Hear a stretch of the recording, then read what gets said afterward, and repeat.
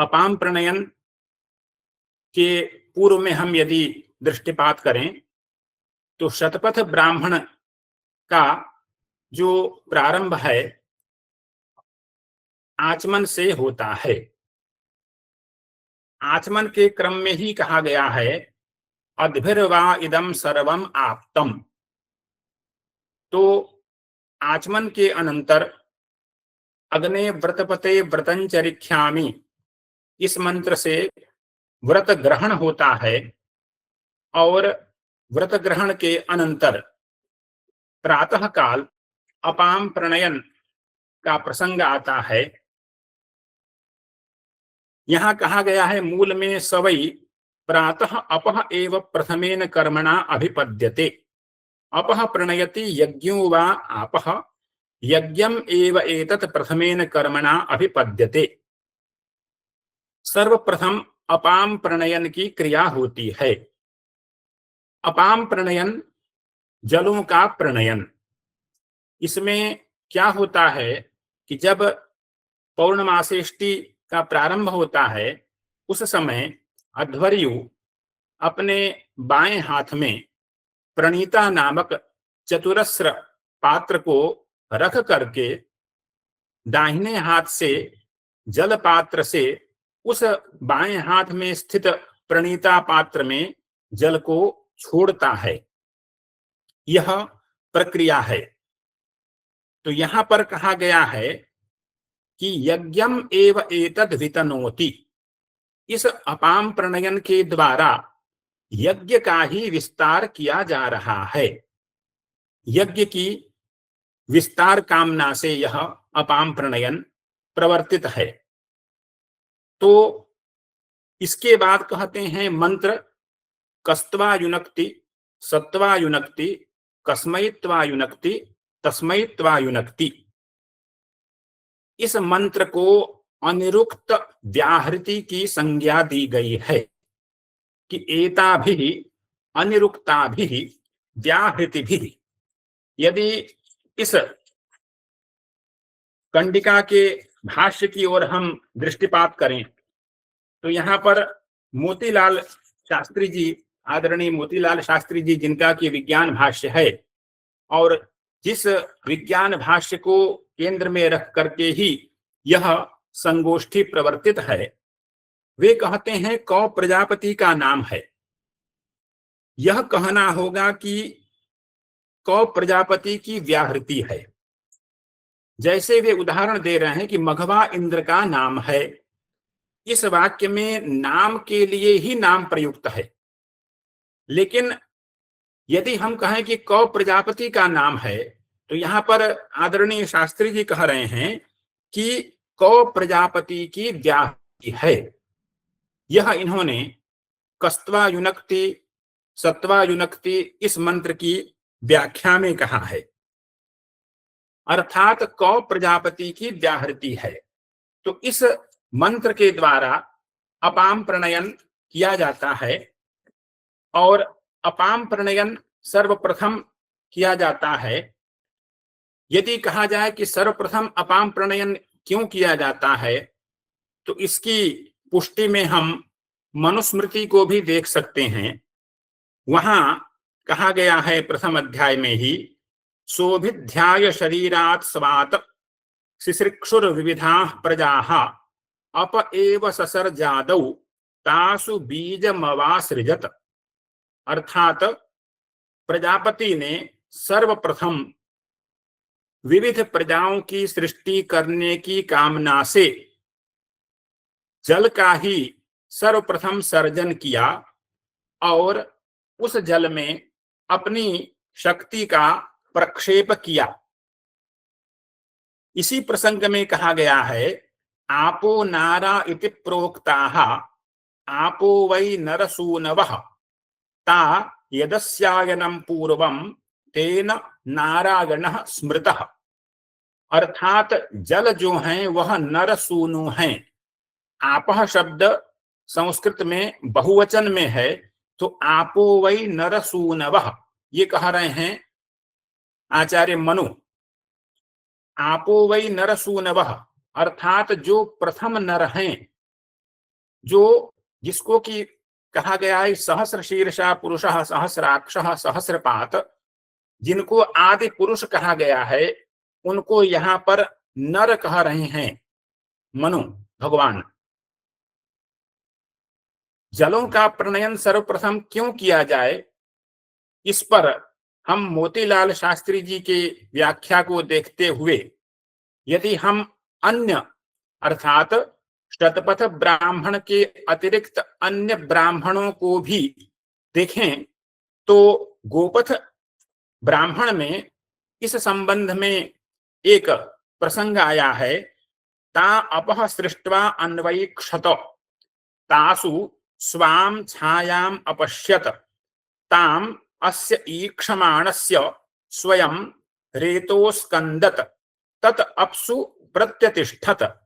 अर्थात इसी कंडिका की व्याख्या मनुस्मृतिकार कर रहे हैं कि शोभिध्याय शरीरात् स्वात् शिश्रिक्षुर विविधा प्रजाः अप एव ससर्जादौ तासु बीज मवासृजत। अब जलों का प्रथम प्रणयन क्यों करना है, इसके लिए यहाँ पर कई हेतु दिए गए। यहाँ पर मोतीलाल शास्त्री जी तीन मुख्य हेतु बता रहे हैं, क्योंकि हेतुर्निर्वचनम निंदा प्रशंसा संशयो विधि परक्रिया पुरा कल्पो व्यवधारण कल्पना उपमानम दशयते तु विधयो ब्राह्मणस्य तु। ब्राह्मण की यह जो व्याख्यान शैली है वह 10 प्रकार से प्रसिद्ध है।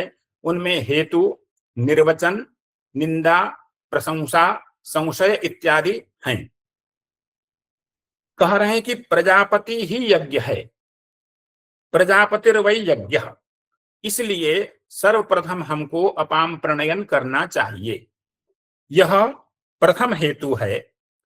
दूसरा हेतु है कि अद्भिर्वा इदम सर्वम आप्तम, जलों से ही संपूर्ण संसार व्याप्त है।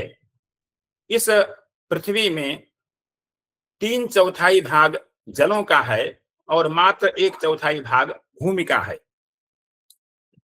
तीसरी बात वे कह रहे हैं कि यहां पर कहा गया है, यहां पर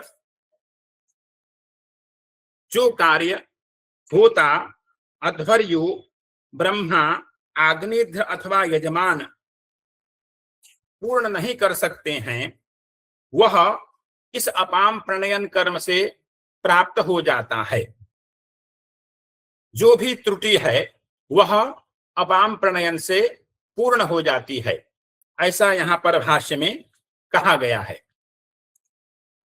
इसके अनंतर कहते हैं कि देवान हवै यज्ञेन यजमानांस्तान असुर रक्षसानि ररक्षुः न यक्षध्व इति।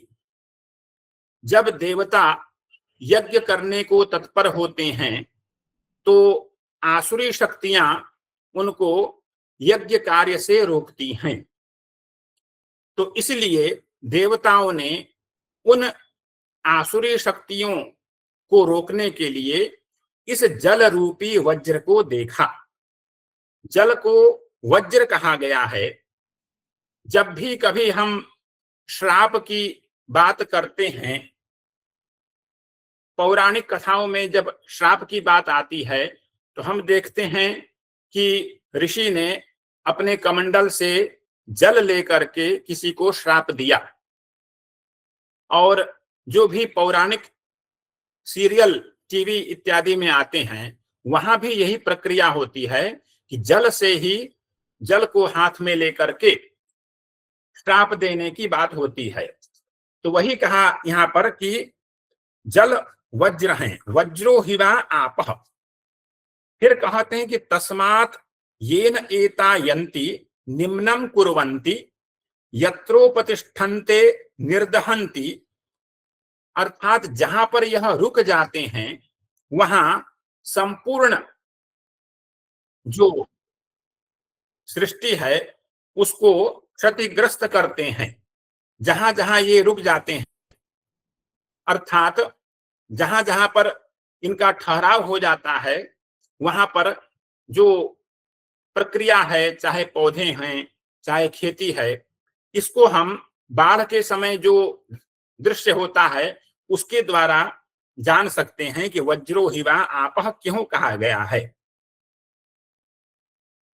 अब कह रहे हैं कि तथो एव एष एतम वज्रम उद्यच्छति तस्य अभये अनाष्ट्रम निवाते यज्ञम तनुते तस्मात् अपह प्रणयति। जलों के प्रणयन का यह तात्पर्य है, उसका यह हेतु है कि इन जलों के द्वारा हम समस्त आसुरी शक्तियों को रोक देते हैं। इसके अनंतर यज्ञ करने में हमें कोई बाधा नहीं आती है। यह जो शतपथ ब्राह्मण है, यह बृहत्तम ब्राह्मण ग्रंथ है। सबसे बड़ा कोई ब्राह्मण ग्रंथ है तो वह शतपथ ब्राह्मण है। इसमें 100 अध्याय हैं। शतम पंथानो मार्गा नाम अध्यायाः यस्य तत् शतपथम। जिसमें 100 अध्याय हों उसे हम शतपथ कहते हैं। तो यहाँ प्रथम अध्याय में ही यह जो अपाम प्रणयन क्रिया है इसका यहाँ पर विमर्श किया गया है। अपाम प्रणयन कर्म का नाम है। अपाम प्रणयन कर्म का नामधेय है। इस अपाम प्रणयन में जो आगे कहा जाता है कि गृहा वै गार्हपत्य, गार्हपत्य को गृह कहा गया है। मुख्य रूप से 3 खर होते हैं जिनका की प्रयोग दर्श पौर्णमास में होता है। एक है आहवनीय, दूसरा है गार्हपत्य, तीसरा है दक्षिणाग्नि। आहवनीय जो है वह चतुरस्र होता है, गार्हपत्य वर्तुलाकार होता है, दक्षिणाग्नि का आकार अर्धचंद्राकार होता है।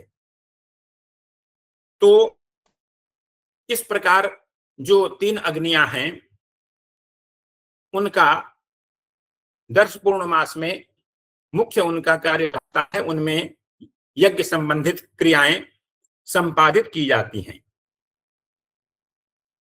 अपाम प्रणयन के लिए कह रहे हैं ताहा उत्तरेण आहवनीयम प्रणयति। आहवनी के उत्तर में प्रणयन करना चाहिए। कह रहे हैं कि योषावा आपह वृषा अग्नि। अभी पूर्व के वक्ताओं ने भी कहा कि योषावा आपह वृषा अग्नि।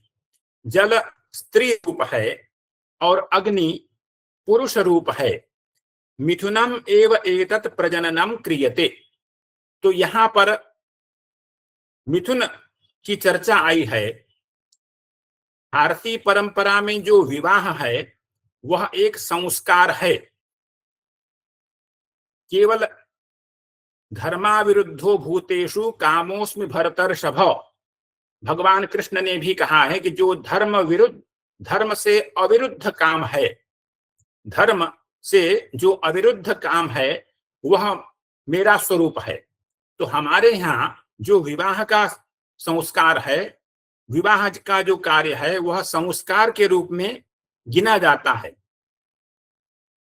यदि हम दूसरी संस्कृतियों की बात करें तो वहां पर तो यह विवाह एक कॉन्ट्रैक्ट है। तो मोहम्मद बिन कासिम के भारत आगमन से पूर्व, मोहम्मद बिन कासिम के भारत आगमन से पूर्व इस भारत भूमि में तलाक की कोई अवधारणा नहीं थी। वहीं से प्रारंभ हुई है। जब विदेशी संस्कृतियां आई हमारे यहाँ तब वहां से तलाक की बात आई। हमारे यहाँ तो तलाक के लिए कोई ऐसी कोई व्यवस्था ही नहीं है। तो विवाह जो होता है, पाणिनि भी कहते हैं पत्युर्नो यज्ञ संयोगे। तो हम देखते हैं कि भगवान राम को भी जब यज्ञ करना था तो उन्होंने सुवर्णमयी सीता को बैठा करके यज्ञ किया, ऐसा उल्लेख आता है। तो यह जो विवाह है वह क्योंकि तैत्तिरीय आरण्यक में कहा गया है प्रजातंतुम मा व्यवच्छेदसीहि, हमको आदेश दिया गया है कि जो प्रजा की तंतु है, जो प्रजा का विस्तार है, उसको हम न तोड़ें। एष आदेश एष उपदेश इत्यादि आगे कहा गया है। तो जो हमारे यहाँ मिथुन की बात है वह केवल एक सामान्य काम के लिए नहीं है, बल्कि वह पूर्ण रूप से संस्कार है। और उस संस्कार के लिए हमारे यहाँ सारे गृह सूत्र प्रवर्तित हैं। विवाह संस्कार एक प्रमुख संस्कार है। तो यहां पर कह रहे हैं कि नेन मिथुनम चर्यमाण मंतरेण संचरानिति ता नातिहृत्य साधयेत नो अनाप्ताहा साधयेत। अर्थात जल को न तो अग्नि से बहुत दूर रखना चाहिए और न उन जलों को जो प्रणिता में स्थित जल हैं उनको न अग्नि के बहुत समीप रखना चाहिए, न ही बहुत दूर रखना चाहिए। इसी को हमारे यहाँ सुभाषितों में कहा गया है अत्यासन्ना विनाशाय, अत्यासन्ना विनाशाय दूरस्था न फलप्रदाः, अत्यासन्ना विनाशाय दूरस्था न फलप्रदाः सेव्या मध्यम भावेन राजा वह्निर्गुरुस्त्रियः, राजा वह्निर्गुरुस्त्रियः, इनका सेवन मध्यम मार्ग से करने को कहा गया है। तो यहाँ पर भी जो वह्नि है उसको हम उसके न तो अत्यंत समीप जल को रखते हैं न ही अत्यंत दूर, क्योंकि यहाँ कहा गया है कि जलों में और अग्नि में वैर है। यदि हम जल को अत्यंत समीप रखेंगे तो अग्नि से जल का जो वैर है वह बढ़ जाएगा, और यदि हम उस जल को अग्नि से दूर रखेंगे तो जिस प्रयोजन से हम वहां जलों का आसादन कर रहे हैं वह प्रयोजन सिद्ध नहीं होगा। तो इसलिए न तो बहुत दूर रखना चाहिए और न बहुत नजदीक रखना चाहिए। और यह जो स्थान है अर्थात प्रणीता और अग्नि, इनके मध्य के स्थान को असंचर प्रदेश कहा गया है। जब कुशकंडिका होती है यज्ञ में तो असंचरे है प्रोक्षणी निधाय, असंचरे प्रोक्षणीर निधाय ऐसा कहा गया है। जब हम प्रदक्षिणा करते हैं अग्नि की तो उस असंचर माने संचार रहित मार्ग से हमको नहीं जाना है, तो उनके बाहर से ही हमको प्रदक्षिणा अग्नि की करनी होती है। यह पद्धतिकारों ने बताया है। जो यज्ञ विधान है उसमें जो पद्धतिकार हैं वहां बताया गया है। कस्त्वा युनक्ति, सत्वा युनक्ति, कस्मैत्वा युनक्ति, तस्मैत्वा युनक्ति। इसका सामान्य अर्थ देखें तो कस्त्वा युनक्ति, कौन तुमको जोड़ रहा है। सत्वा युनक्ति, वह तुमको जोड़ रहा है। कस्मैत्वा युनक्ति, किसके लिए जोड़ रहा है। तस्मैत्वा युनक्ति, उसके लिए जोड़ रहा है। इन पर यदि हम विचार करें तो यहां पर कहा गया है कि प्रजापति ही यज्ञ है।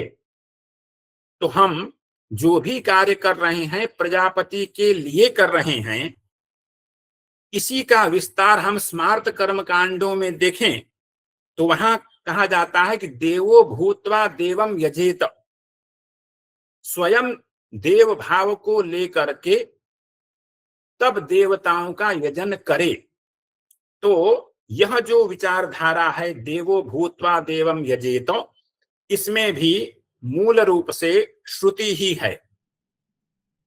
यदि हम इसके बाद जो प्रक्रिया होती है हविर ग्रहण की वहां पर जाएं तो वहां मंत्र आता है देवस्य तवा सवितुः प्रसवेश्विनोर बाहुभ्याम पूष्णो हस्ताभ्याम। अग्नये जुष्टम गृह्णामि। अग्नि के लिए जो प्रिय है, जुषी प्रीति सेवनयो हो, अग्नि के लिए जो प्रिय है अर्थात भविष्य, उसका मैं ग्रहण कर रहा हूं। तो वहां पर अध्वर्यु क्या कहता है, देवस्य तवा सवितुः प्रसवे, सविता देवता की आज्ञा में वर्तमान होकर के, अश्विनोर बाहुभ्याम, अश्विनी कुमार के बाहु से, पूष्णो हस्ताभ्याम, पूषा के हाथों से मैं हविर ग्रहण करता हूं। अब यहां पर हविर ग्रहण तो स्वयं अध्वर्यु अपने हाथों से ही कर रहा है, लेकिन देव भाव की प्राप्ति के लिए, उस कर्म में दिव्यता लाने के लिए वह यह मंत्र कह रहा है कि सविता देवता की आज्ञा से, आज्ञा में वर्तमान होकर के, अश्विनोर बाहुभ्याम, अश्विनी कुमार के बाहु से और पूषा के हाथों से मैं हविष्य ग्रहण कर रहा हूं। तो यही बात कस्त्वा युनक्ति इत्यादि मंत्र में भी है कि सब कुछ प्रजापति के लिए है, प्रजापति अनिरुक्त है, अनिर्वचनीय है, इसलिए इस अनिरुक्त व्याहति से अर्थात कस्त्वा युनक्ति, सत्वा युनक्ति, इन मंत्रों से, इस मंत्र से हमको अपाम प्रणयन करना है। और यहां जो बात आती है वह अन्य मंत्रों में जैसे देवस्यत्वा सवितुः इत्यादि मंत्रों में भी हम देखते हैं। इसी का जो उपब्रह्मण है वह गीता में भी हुआ है। इसी अवधारणा को हम यज्ञेन यज्ञमयजन्त देवाहा यहां पर भी देख सकते हैं, जहां की साधन भी यज्ञ है, साध्य भी यज्ञ है, और उसी को प्रथम धर्म कहा गया है। तानि धर्माणि प्रथमान्यासन। इसी का उपब्रह्मण हम श्रीमद् भगवत गीता में देखते हैं कि ब्रह्मार्पणम ब्रह्म हविर, ब्रह्माग्नौ ब्रह्मणाहुतम, ब्रह्मैव तेन गंतव्यम, ब्रह्म कर्म समाधिना। वहां पर भी यही अवधारणा है। सर्वकर्माण्यपि सदा कुर्वाणो मद व्यपाश्रयः, मत प्रसादादवाप्नोति शाश्वतम पदमव्ययम। सभी कर्म ईश्वरार्पण बुद्धि से करना चाहिए। इसी का समर्थन अर्थ संग्रह में पक्षी भास्कर भी करते हैं। वे कहते हैं कि सोयम धर्मः यद उद्दिश्य विहितः तद उद्देशेन क्रियमाणः तद्धेतुः, ईश्वरार्पण बुद्ध्या क्रियमाणस्तु निश्रेयस हेतुः। अर्थात ईश्वरार्पण की बुद्धि से जो हम कार्य करते हैं वह निश्रेयस का हेतु होता है, मोक्ष का हेतु होता है। और इस प्रकार से कार्य करने में, यज्ञादि कार्य करने में प्रमाणाभाव नहीं है, क्योंकि स्मृति चरण में वहां पर इसका, स्मृति का प्रामाण्य व्यवस्थित किया गया है। आगे कहते हैं कि अब हम थोड़ा मोतीलाल जी के भाष्य की ओर देखते हैं, क्योंकि मुख्य विषय तो यही है।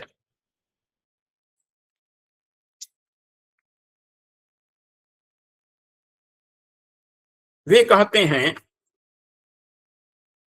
कि यहां पर जो कस्त्वा युनक्ति, सत्वा युनक्ति इत्यादि मंत्र है, तो आदरणीय शास्त्री जी कह रहे हैं कौन वह, किसके लिए, उसके लिए व्यवहार सर्वथा अनिरुक्त हैं, अनिर्वचनीय हैं। चारों शब्द माने कह, सह, कस्मै, तस्मै, ये शब्द परोक्ष भाव का प्रतिपादन कर रहे हैं। शास्त्री जी कहते हैं जैसे गुप्तचर विभाग का मनुष्य अपने एक दूसरे सहयोगी को साधारण जनता से छिपाने के लिए परोक्ष भाव से सांकेतिक भाषा को अपनाकर किसी विषय को समझाता है, ठीक वही भाव कस्त्वा युनक्ति इस मंत्र में है। इस मंत्र में किसी देवता के नाम का प्रत्यक्ष उल्लेख नहीं है, तो इसका देवता प्रजापति है और इस मंत्र को प्रजापति प्रतिपादक माना जाता है। इसके पूर्व भी वक्ताओं ने चर्चा की, कस्मै देवाय हविषा विधेम, यहां पर क शब्द प्रजापति के लिए है। तो उसी बात को मैं भी समझता हूं कि क शब्द प्रजापति के है और प्रजापति चूंकि अनिर्वचनीय है, तो इस कारण से प्रजापति के लिए हम जो कार्य करते हैं वह अनिरुक्त व्याहृति के द्वारा ही करते हैं। प्रजापति अर्थात प्रजाओं का पति। यज्ञ में मुख्य रूप से 4 ऋत्विक होते हैं और जब भी कोई कार्य होता है तो उसमें आज्ञा ब्रह्मा से ही ली जाती है। जैसे अपाम प्रणयन है तो अध्वर्यु कहता है ब्रह्मन् नपः प्रणेख्यामि यजमान वाचम यच्छ।